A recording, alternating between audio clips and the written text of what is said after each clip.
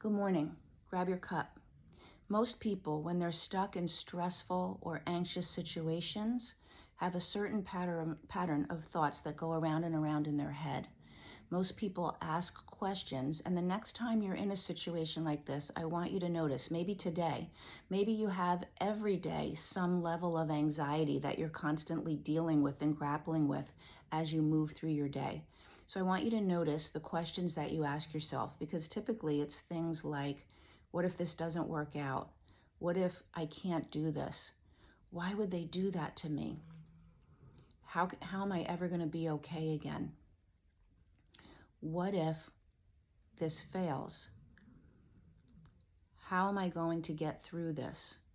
Most of the time, those questions have emotions that are connected to them that contribute to more of the same kind of thinking. So the emotions are either resentment, anger, fear, sadness, anything like that.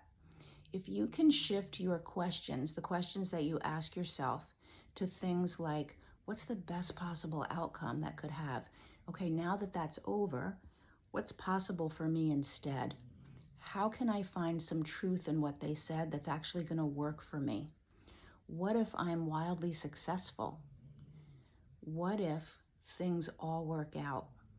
See, you have two sides to every coin. Most people focus on the problem side of the coin. They focus on what didn't work, what was hurtful, what is unknown and therefore scary. And then it keeps, as I said, it keeps those emotions driving up. And so you stay stuck in that loop.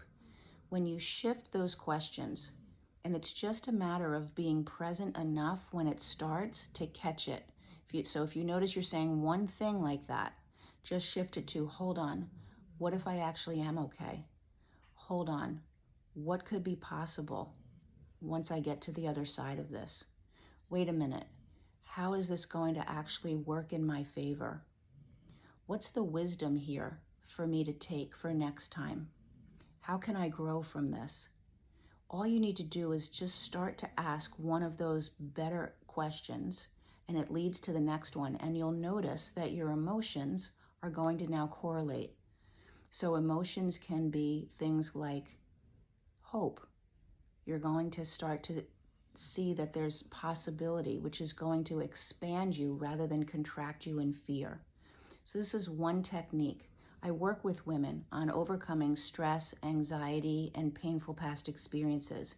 If you want to know more about the work that I do, just put talk in the comments and we'll connect.